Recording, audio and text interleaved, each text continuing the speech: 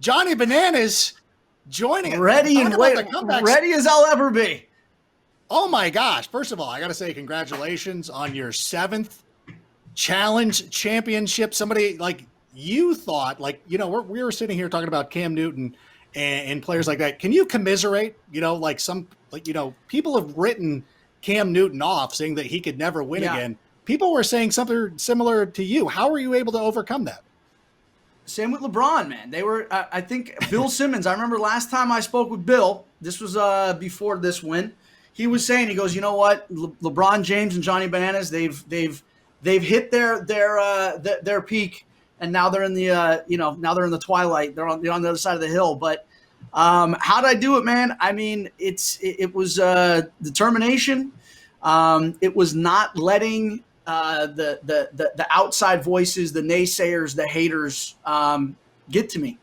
I'm not gonna lie. I mean, Adam, based on what your past tweets on social media, that sort of thing, I know that you are a challenge fan. Your challenge IQ is pretty high.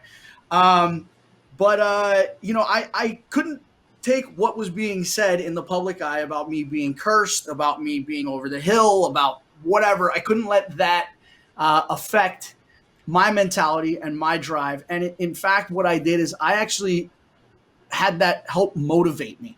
And I think in a lot of ways, people either do two things when it comes to naysayers, when it comes to hate.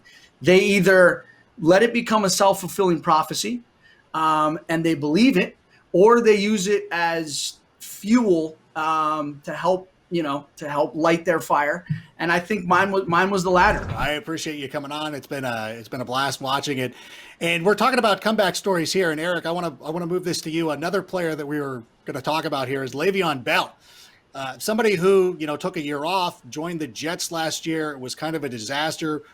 Do you think that he can overcome, I don't know, Adam Gase not playing for the Steelers? What do you think about Le'Veon Bell this season?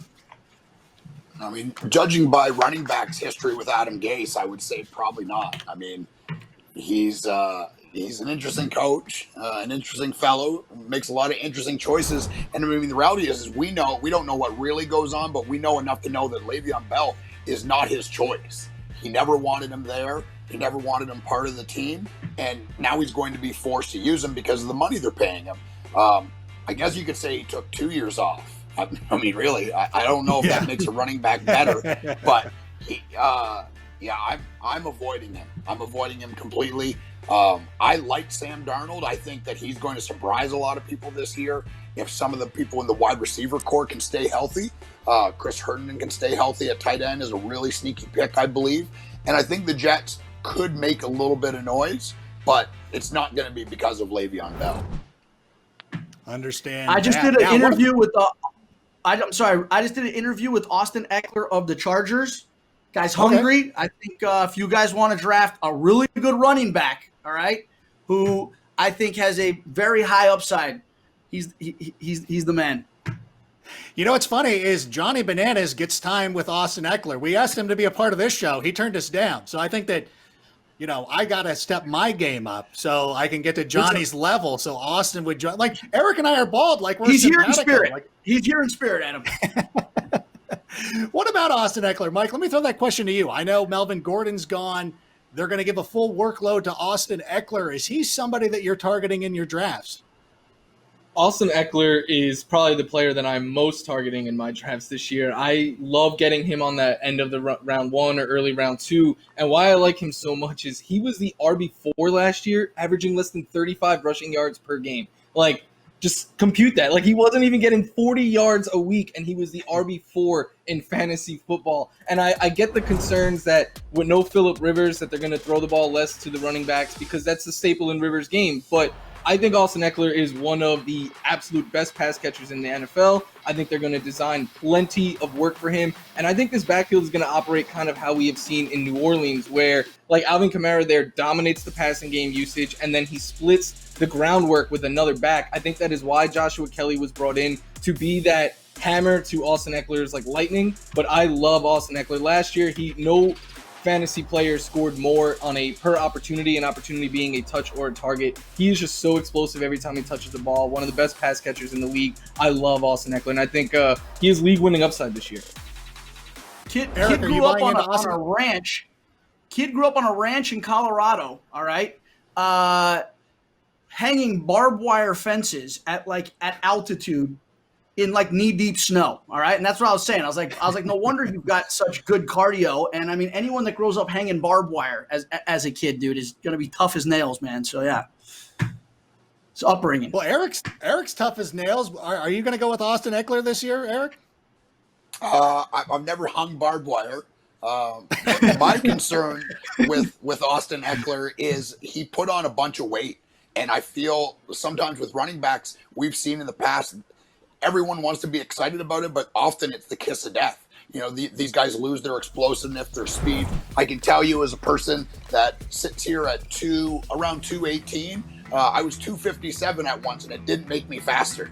I guarantee you that. Damn. So 10 Wow. pounds of weight on that small frame, it does worry me about not pass catching. I mean, that's not going to affect that, but just his explosiveness and his ability to run away from people. So I know he's going to be more of a bell cow there, but the weight gain does worry me, because we've seen this over the last 5 to 8 years in the NFL. Anytime we see that in the offseason, they're talking about getting bigger, wanting to have more muscle, to take more of a beating. It slows them down, and they lose their explosiveness and their side-to-side agility.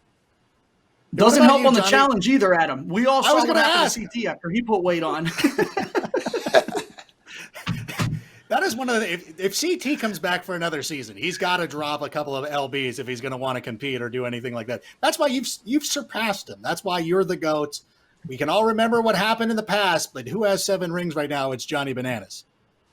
Yeah, I mean, listen, Tom Brady and LeBron James can't even. I mean, Michael Jordan can't even say that. So he retired That's for what a I would- you while, and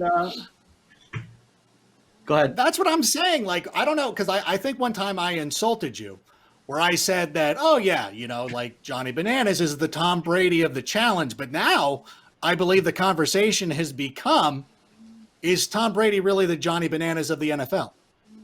There you go. I think that is the conversation. I think, now, while I grew up watching athletes like Michael Jordan and Tom Brady and being like, how do these guys do it? I one day want to aspire to be that good.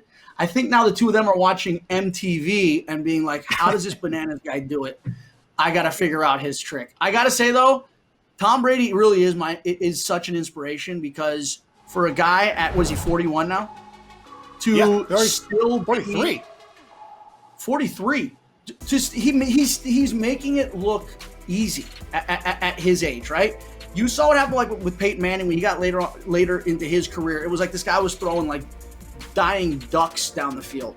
Tom Brady is still. I mean, I think a lot of it is a testament to like his conditioning, the way he trains. He's got this whole like crazy way of training where it's like he doesn't put on a lot of muscle. He just wants to be like very limber and very light. And I mean, the guy's just an absolute horse, man. And it's really impressive what he's been able to do to be able to compete at the level that he's been able to compete at for this long. Is a testament again to, I think, this guy's work ethic, his desire just to do things differently than everybody else in the league. I think, again, the fact that I mean, the guy's not exactly lighting up the radar guns, when it comes to his speed. And I think that's actually helped him because he has no other choice but to be a passing quarterback. He doesn't have the ability to try and, be agile and juke people out. But he's a freak of nature, that guy, and really impressive what he's been able to do. Eric, I was going to say, like, the NFC South now has all the older statesmen, it seems, of quarterbacks, obviously, Teddy Bridgewater being the young gun. If you had to choose between Brady or Drew Brees this season, which one of those quarterbacks would you be looking at? I'm going with Drew Brees. He's playing on the same team, the same system, with the same coach.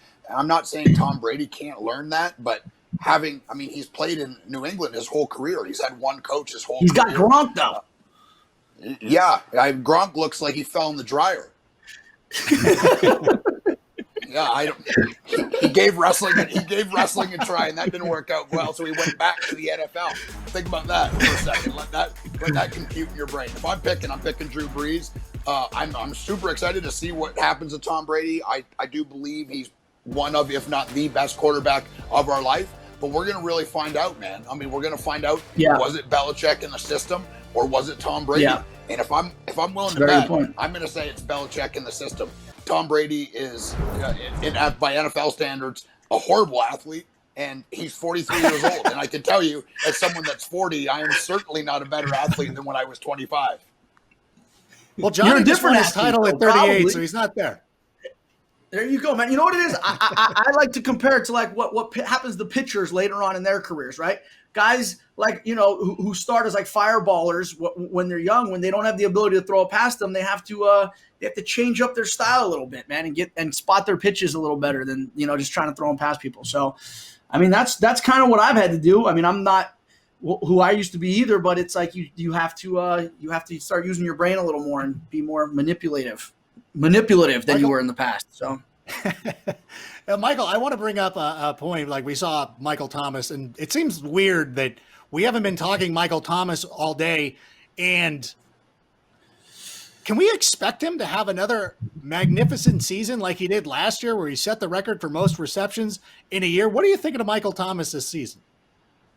So I would not draft Michael Thomas expecting him to have a season like he did last year, where he was just head and shoulders better than everyone else. He set numerous NFL records. I mean, I would never expect another historic season on top of a historic season. But to me, Michael Thomas is a lot like Mike Trout in fantasy baseball, right? Like, is he going to be the number one player every single year? Probably not. And if he's not the number one wide receiver this year, would I be surprised? No. But he's the safest of all of them, and he is going to be top 5 unless he gets injured. So that is why he is still, once again, my number one wide receiver, because I don't think there's anyone safer in the game of football right now than Michael Thomas.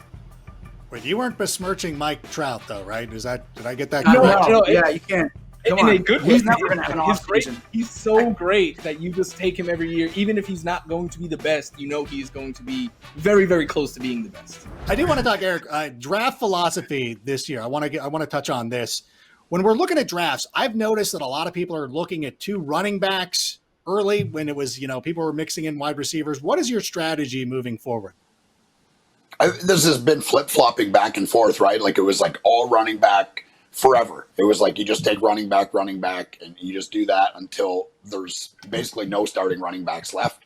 And then it was like, oh no, wide receivers are producing. Teams are going more 3 and 4 wide more often. It's a passing league now. Running backs are unreliable. And then now we're back in the running back thing. To me, I never have like a set strategy where I'm like, okay, I'm picking a running back, and then I'm picking a wide receiver, and then I'm taking another wide receiver. I let the draft come to me.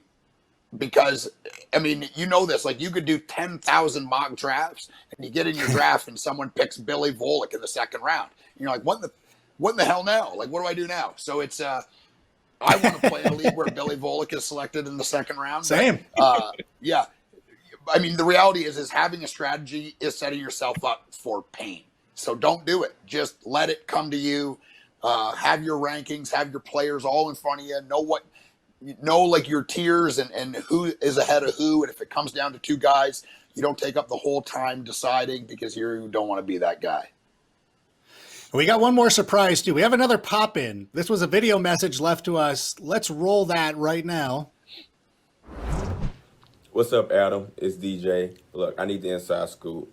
What are some sleepers that I should go with this year?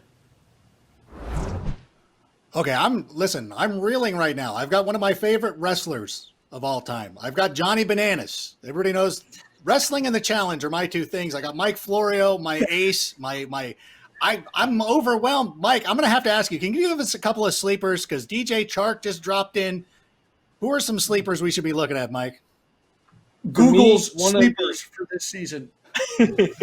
One of my favorite, and he goes a little bit early. Maybe in some leagues he's not considered a sleeper, but I really like Marquise Brown this year. And you can get him in round 6 or later. And in a 10-team league, often I think you can get him as a bench option. But Marquise Brown last year was never healthy. He missed the combine, he missed preseason, he missed practice most weeks. And the reason was he had a screw put in his foot, and the timeline was he was supposed to have it removed week 1 of the NFL season. He chose to play through it. He said he did not have his full burst, his full speed. He said his foot was mangled as the season went on, and he still at times flashed wide receiver one upside. I mean, we remember what he did in week 1. He ran 8 routes total, still had almost 150 yards and 2 touchdowns. He's that explosive, and you're not going to be able to double team him at all because you have to worry about Lamar Jackson running, you have to worry about Mark Ingram and Dobbins running, and you have to worry about Mark Andrews over the middle. So I really, really like Marquise Brown there. Another running back that I like is Kareem Hunt this year, and the reason why I like Kareem Hunt so much is because, again, going round 6 or later in most drafts, and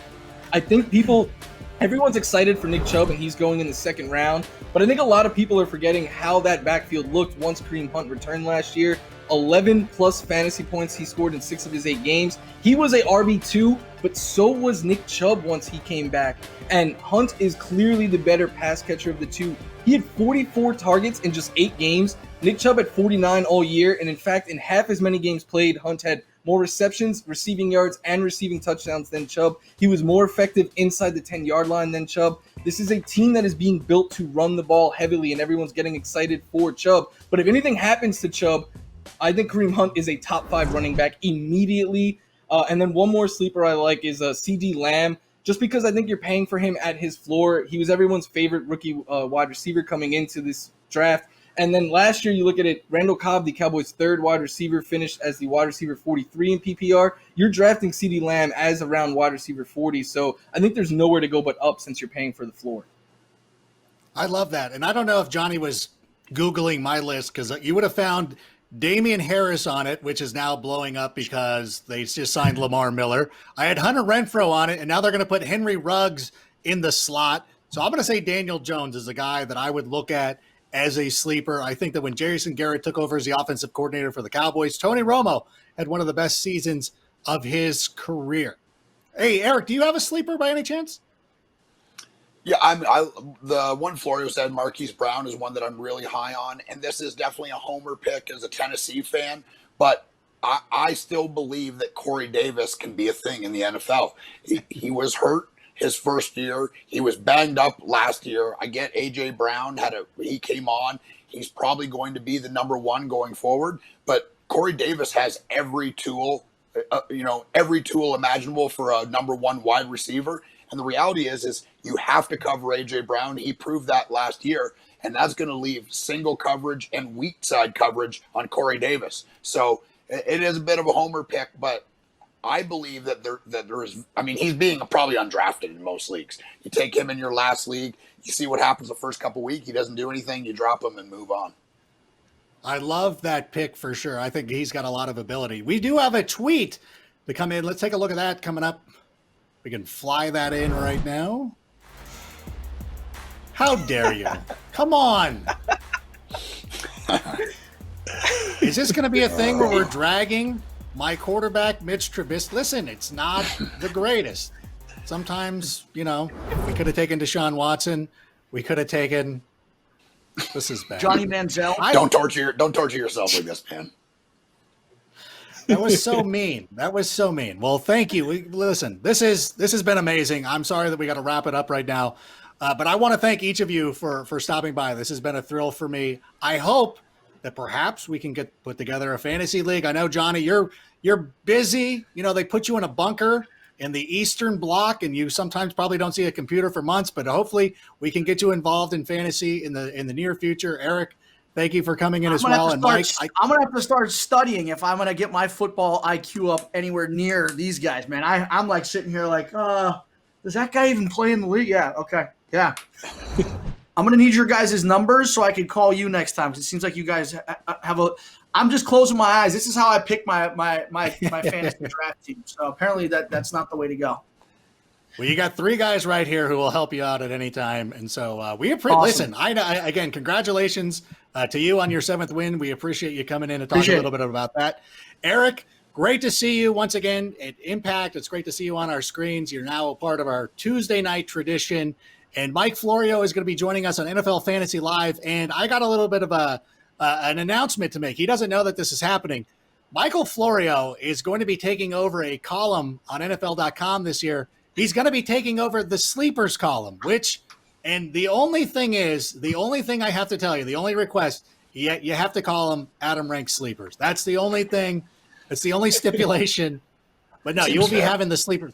No, it seems fair. But I'll lead it we'll off with be Mitch doing- Trubisky. Oh gosh, you know what? I'm revoking it right there. I want to thank you guys for your time. This was a lot of fun. I enjoyed the hell out of it. I hope you did too. And let's not be strangers. Let's do this again real soon.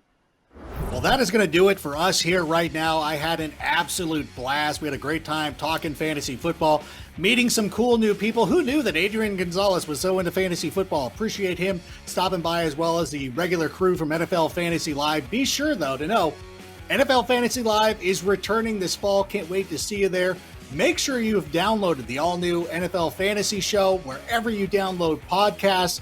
Also, you have to download the all-new NFL Fantasy app. Not only do we have the player stories, you can watch actual NFL games this season. You're going to love this new fantasy app. Make sure you host a league there this season. And of course, follow us on all the social media channels at NFL Fantasy, Twitter, Facebook, Instagram, and of course, like and subscribe the NFL Fantasy channel on YouTube for more quality content like this.